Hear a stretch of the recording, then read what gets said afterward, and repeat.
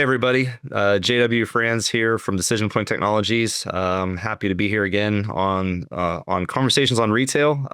This is not my first time having the opportunity to talk with you all and spend some time on this great platform, but really was looking forward to coming back this time around to actually have a conversation with my friend Randy Dunn over at Zebra Technologies, as we both Decision Point Technologies and Zebra are doing a lot to date in the RFID space, largely around retail and other vertical markets. So probably just good just to catch up with Randy today and talk a little bit more about what he's doing in the marketplace along with Zebra, and how that kind of aligns with Decision Point Technologies and how we're here kind of helping our customers be better together. So, Randy, thanks again for joining me today. Yeah, JW, it's great to see you. It was great to see you down at Auburn last week. That was quite an event that they had down at Auburn.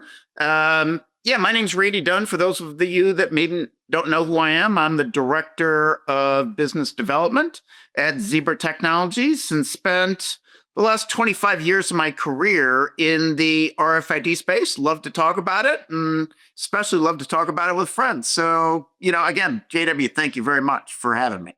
Yeah, likewise. And that was a great time at Auburn. It was interesting to see how it's matured over the last year or two. I know I couldn't be there last year, but I was there 2 years ago, and the turnout this year was, I would say, almost double what it was 2 years ago. So it was definitely a packed house, and it was good to see you amongst many other people there. And one of the things I guess I kind of failed to mention, didn't really think about it coming into this, because I've been, again, on this platform now a few times, which is I think people, maybe come to know me a little bit, but I think this is my first time back around as Decision Point Technologies, and I thought maybe it'd just be good just to kind of help everyone understand kind of where we're at these days, because time has changed, time has gone on, things have changed, and just want everybody to know that Decision Point Technologies, is really now a merged company of Barcoding Inc. and Decision Point Systems, and as Decision Point Technologies now, we lead the integration of edge technology solutions for customers in manufacturing, supply chain, and largely here in retail, as we're talking about today. And through our technology and products and services, we're really here to help our customers maximize the value in their technology investments. So again, just thought it'd be good just to maybe level set kind of who we are, since I kind of just jumped right back into assuming everybody knew me since I've been here before. But Randy, you're a person that's well known in the space. I'm fortunate to have learned a lot through my time with you, and I can't say that maybe everyone has had that luxury of knowing you as well as I and others have. So maybe you can just provide some kind of background and context to kind of what you've been doing in this whole RFID space, and really kind of what you're seeing now is really what are the driving factors that really have RFID being hotter than it's ever been. Yeah, sure. No, so I'm with Zebra Technologies today. Been about 2.5 years, but I have spent most of my career. I started out. I got a job. I was the first Homeland Security Director at ADT Security Services back in the old Tyco days. And right after 9/11, there was a program called Operation Safe Commerce. And we built a team of people to go look at the problem of, if something happened like 9/11 at a port, how would you ever turn it back on? And we stumbled on this technology called RFID, and we were going to use that as a way to, assure that we knew the contents of the container. But at the same time, Linda Dillman at Walmart, she was the CIO, and she had this really interesting idea about using RFID in the supply chain. And so I went to Tyco and begged for the job of being kind of the first RFID business development leader and sales and marketing leader. And I did that for 22 years there. We were part of the original Walmart solution provider team, did a lot of work pioneering some of the item level work at Macy's and, some of the customers that you're familiar with, JW, and have really kind of seen the growth and the emergence of RFID. And to your point, last week at Auburn was a real exclamation point on how far they have come. I joined the board when I was back at University of Arkansas in 2007, and I think there were like 8 or 10 of us. And to see over 400 people there last week, engaged, learning experts on RFID was really interesting. And I think there's a reason for that. And that is, RFID is the oldest brand new technology in retail. And, that has a lot to do with how retail has changed, right? You can't be a modern omni-channel retailer without knowing exactly what you've got and where it's at. And, Dr. Hargrave, who was pretty instrumental in the formation of the industry and, founded the University of Arkansas, now Auburn Lab, did a study many, many years ago and said, inventory data, data about the inventory in your backend system distorts at a rate of about 3% per month. So when you close your books in January, it's the most accurate your inventory is going to be. And then every month thereafter, it gets, worse. And by the time you get to the holiday season, which is your golden quarter, what you think you have and what you really have could be as much as 30 points off. And that was no way to run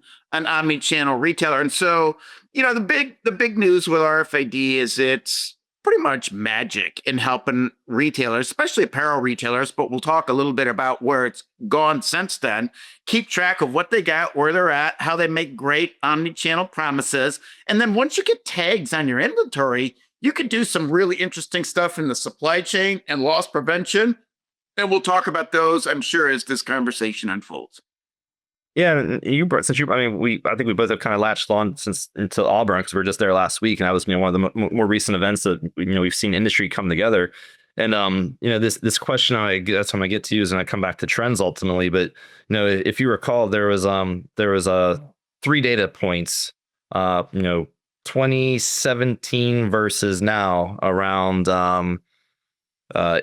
claims compliance, gray market diversion, and counterfeit. It was interesting because, again, those numbers I think are familiar to you and I because we talk about this so much. But for a lot of people in the room, you saw the camera come up and you saw everybody take a picture of that slide. 'Cause I think that was a statistic that was quite staggering to many. So can you maybe touch on that for a minute as it relates to some of the trends that you're seeing beyond just inventory visibility for in-store applications? Yeah, like I said, once you get RFID, right, there's no point in doing RFID if you can't get tags on your inventory. And that's been, kind of the core mission of the industry and certainly the work at Auburn. But once you have tags on your inventory, the other things that you can do. So for instance, in a supply chain, right, so much of, what I'm going to call loss or shrink is administrative. It's just lack of being able to account for what's moving from point A to point B, and then the whole machine that's behind that in order to be able to figure out who owes whom money, right? RFID takes all that out of the work. And then there's a panel that we saw, but I think it's one of the big emerging areas in RFID is so much of this has been about how do you see the tag, the physics of it, but serialization. And then how do you use serialization in order to know over time that either was or is or should be mine? And so, there's these great stories that Joe Cole from Macy's talks about where they go into a fence location with a scanner, in a backpack, and they go read all the tags and they go back and bounce that against, what they had, what's on their, loss report, and are able to identify with specificity and clarity, not only is that mine, but that actually it's now sitting in Queens, but it came from New Jersey. So now I've got, stolen goods moving across state lines, and I now create a different kind of like there's just so much that people are doing and getting clever about, which all starts from the basic premise, I need to better understand what I got and where it's at. Absolutely. And I'd say we're doing, seeing some of the similar challenges. Yeah, you guys are doing a lot of work in this space. Yeah, definitely. We're in that whole retail space, whether it's in store or even more so in distribution, definitely as we've seen, as the technology is kind of going now further further upstream and addressing those different use cases. So I spent a lot of time with some of our customers, largely in distribution, those that are either wholesalers to some of those big brand retailers that we won't name names, of course, or those that are more on acting as a 3PL on behalf of certain brands. But yeah, I mean, I even was very fortunate just a few weeks ago with one of our largest customers, one of the larger global 3PLs that serves a significant amount of retailers. And they were basically saying, hey, beyond just retail, so, how can we leverage RFID across our ecosystem of 3PL sites? And how can we not only become more efficient for ourselves, but how can we then enable our customers to be more efficient through the value-added services that we're providing them using, again, in this case, RFID. So it's been very interesting for us to see the maturity and how it's really kind of starting to go into the supply chain now, which is what you alluded to as well. Yeah, I think that's a really big. So I think going deeper into the processes, I think that's one big trend. Going across more categories, right? So things that used to be thought of as hard to tag, there's been a lot of work done to make them a lot easier to tag. So when it comes to retail, the number of categories that are being tagged, and then the point that you just made, and we saw some of that last week, the number of the vertical segments that are embracing RFID. I mean, that's a gigantic change from even just 5 years ago. Yeah, and again, we'll keep coming back to that Auburn example since we were there, and you mentioned those panelists. But the panelists, if I recall, obviously you had some major retailers. Again, I won't name names for confidential, for just to keep the names confidential. But then we also saw some in aerospace. We saw some in food and beverage. QS TNL. TNL. So there was definitely a mix, and it was certainly, I think, and you can maybe have a difference of opinion. I think obviously the retail market's probably the most mature, but you're seeing the successes of retail now expanding out into those other markets, and that's where I think a lot of people are looking at the retail market just to take those lessons learned and apply it to their business or within their vertical market. Well, I think we heard that. I think we heard that from other industries, which is, but for the work in retail, we wouldn't have had the courage to leap in on this technology, even though it's, creating amazing benefits. We're riding on the back of those retail pioneers that had, this really pressing need around the transformation of the store from being, purely walk-in shopping to now having to serve both the digital and the walk-in shopper and Right. all the implications that meant. There's so many people that have benefited from the work that started in retail, but it is moving everywhere right now. No, I totally agree. And even as a follow up to the Auburn event, like many of us did, we all made a post on LinkedIn, and my post personally was around the fact that RFID has been around for so long, but I feel like we're even though we know it's mature and we know it's past the tipping point, as I'll say, I feel like we're at that next evolution with all these new business use cases that are coming forward, with loss detection and other things. But from your perspective, some people might still say RFID has taken a long time to get to this point. There's some limitations and whatnot. Thoughts on some of that to kind of combat those opinions? Yeah, well, I mean, there's probably some truth in it, but I do think there are some real answers to how to make it easier, right? Every good RFID program has to support the 4 C's of RFID, right? So C number one is you got to be able to create the data. That's all about tagging and coding, tag placement, right? All the things that they kind of do actually at the Auburn lab. C number two is you got to have a capture strategy. So where am I going to collect the data? And the capture strategy for doing mobile psycho counting and scanning with, a device in a human's hand is very different than the capture strategy if you're going to, just read tags going through control points, or even more, going to read them everywhere and try to locate them. And so the capture strategy has kind of a range of complexity. The third thing, and the third C, and where a lot of programs kind of break down a little bit, is in data consumption. So I got all this data, I created it, I captured it. how do I consume it? How do I get it into my back end in order to be able to inform all those things that better data can actually improve? What's my plan? What's my strategy? Who are my partners to go do all that? And then the fourth C is you got to capitalize on it. Like RFID doesn't do anything. It allows you to do smarter things. So what smarter things are you going to choose to do as an enterprise? And so when you look at that stack of capabilities, those four C's, tagging is very different than data capture. Data capture is very different than data consumption. Data consumption is different than reimagining your work processes, and stitching all that together, especially if you've never done it before, can be a pretty tricky endeavor. And that's why, there's companies like DecisionPoint out there helping folks solve those problems. And, that's why at Zebra, we're so excited to be partnered and aligned with you.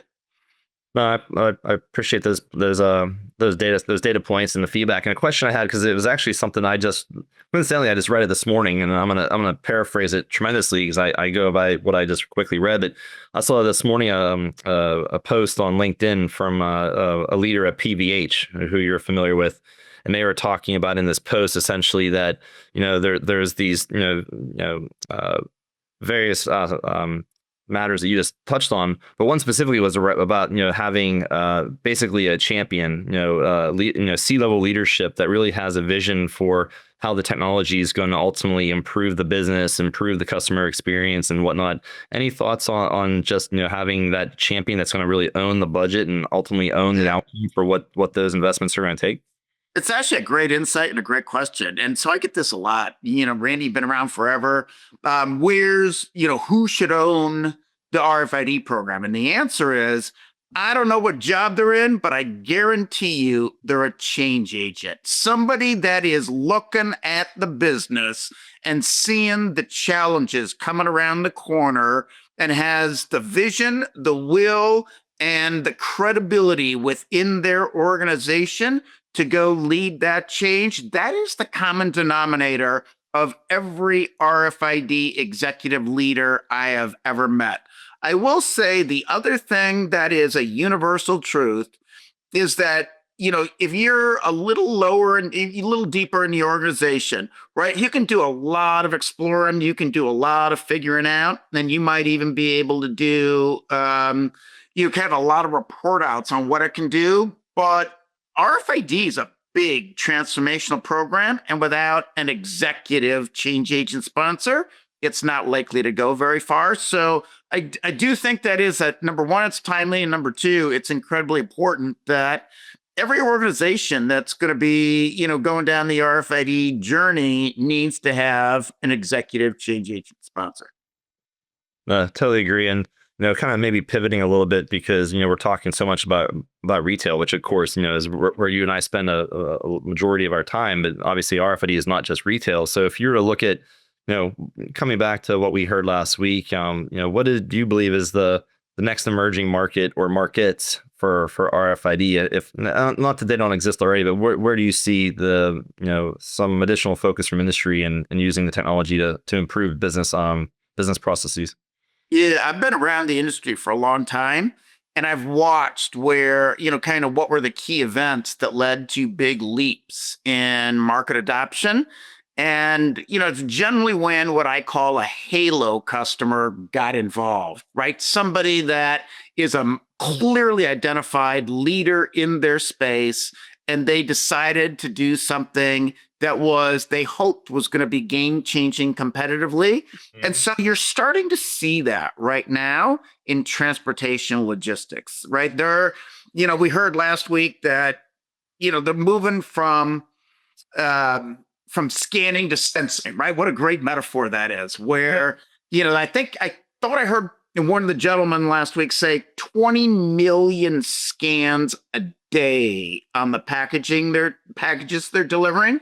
And so you can imagine the error rate in that, the labor in that, and what if you could just automatically, start to capture all that data? What a big transformation that would be for T&L. And we heard from a couple of the big folks last week.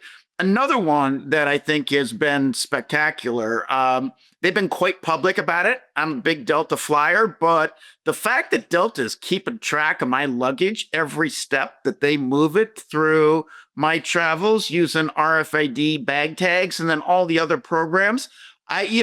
Aerospace and even military and defense. I think there's a lot of stuff going on there.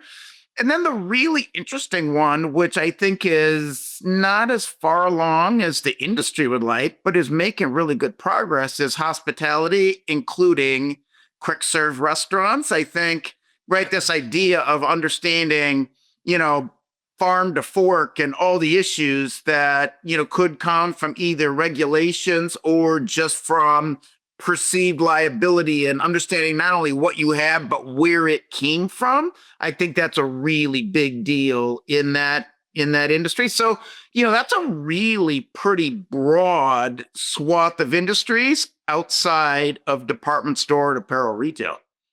Yeah, and since you kind of left off, or the last thing you mentioned was more around QSR and food and whatnot. I mean that's definitely an area that we're seeing a lot of momentum. I mean it's a very challenging environment. We're talking case food distribution and whatnot. But without going there too far, since you mentioned it, and I like to take notes and use quotes whenever I'm at events like we were last week. I just want to read off a few quick things that I noted that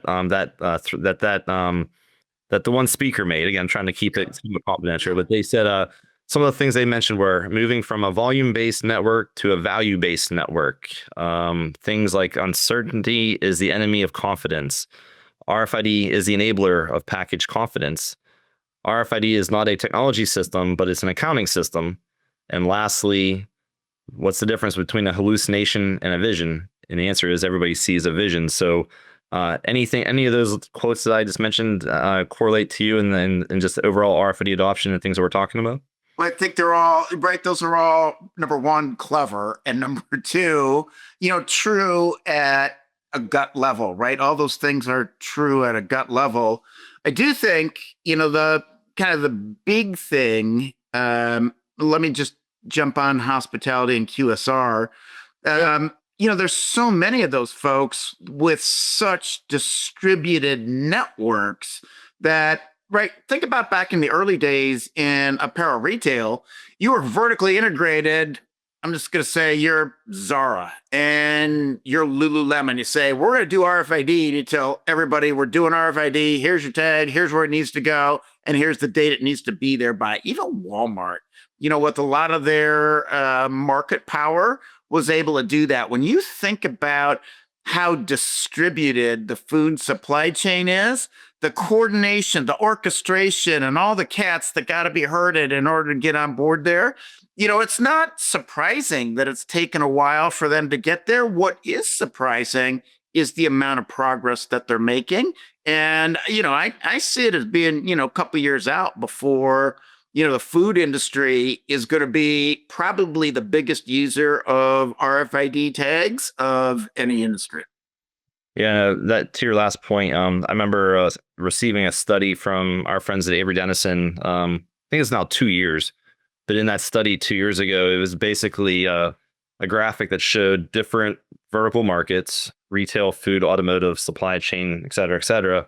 And it showed, like, at the time, current market saturation of RFID versus potential saturation of RFID. And it was interesting because at that time, 2 years ago, it still probably holds very much true today. The retail one was smaller, but most mature, versus the food one was the biggest, but the least mature. So I think, to your point, times See that same slide.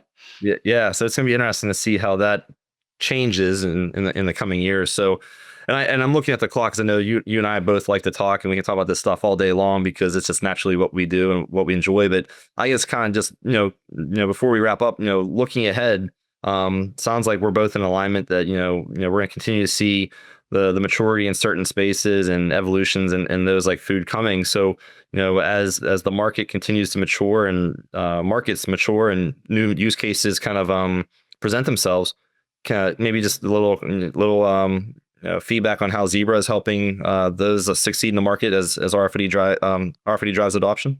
Yeah, I think so Zebra's got a front row seat in terms of being able to see buying trends probably before a lot of other folks. And what I would tell you is the fixed reader world of RFID is growing significantly faster than the mobile scanning RFID part of the business. And so, Zebra's got to change with that because, right, mobile scanning where you've got a static tag with a moving field and a human in the feedback loop is completely different than fixed reading, where you've got a moving tag, a static field, no human in the feedback loop, and you've got a time is of the essence read point, right? You've got a fixed window of time to capture that. Zebra owes its partners a different kind of support when it comes to some of these more elevated or advanced RFID use cases that involve fixed readers. And so I think, and you've seen this, right? Whether it's the training programs, the lead gen, the, support and working with customers, some of the educational things, I think Zebra recognizes that, saying, here's the product that's available to sell, good luck. I hope that works out for you. Zebra's having a very different look and different approach. And how do we support the partners like DecisionPoint that want to go help make this new, more advanced, more sophisticated, and more valuable network of RFID systems? We're having to change along with that. And, it's not, I don't know that it's easy for any company's DNA to change like that, but I think Zebra is doing a nice job of that.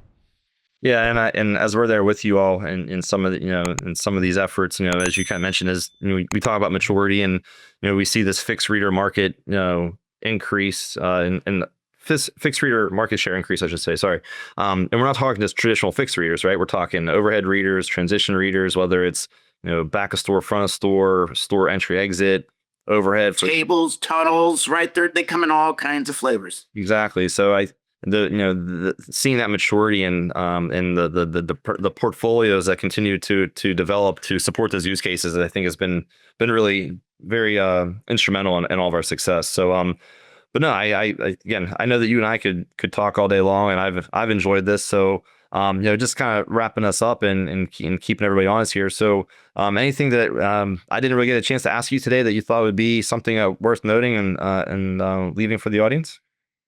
Well, I do think, one of the things that's unique about Zebra versus other RFID companies is we have a whole portfolio of other stuff that we talk a lot internally about combinatorial value, like how do you get a 1 + 1 = 3? So I think at RFID Journal Live this year, we're going to have a mobile computer with a UHF radio in it, which, people have been asking about for a long time. And how do you, give me, yeah, all right, that a boy. I love that you've already got one. So I think that's interesting, right? How do you feed RFID data into, kind of our task management or demand planning systems? So we're doing a lot of work internally across the businesses in Zebra to say RFID plus is what really drives value. And what are those pluses we can be doing with our internal portfolio, but also what are the pluses we can be doing with partners as well? And I think that's going to be one of the big changes in the RFID market in the next 10 years is it won't be standalone RFID. It'll be RFID in combination with something else that solves really big, important problems. And I'm looking forward. Probably a little deep in my career, might not see that come to fruition, but I'm watching and can hardly wait to see what you do with that, JW. Yeah, no, I appreciate it. And we like you are certainly kind of staying on the forefront of what's coming in the market, because I know this conversation's been, largely focused on RFID, and obviously, as you said it as well, Zebra is much more than just an RFID company. And when you take those adjacent products and then blend it with other things in the world of robotics and vision and AI, and there's so much to talk about, and a lot more interesting things to come. So look, that said, I know that again we've been here now over 30 minutes talking nonstop like we usually do. So as always, I'll say good to see you. Thank you very much, and look forward to catching up with you here for hopefully at the next event here very soon. Yeah, looking forward to it. Thanks for having me, JW. Enjoy the day. Likewise, take care.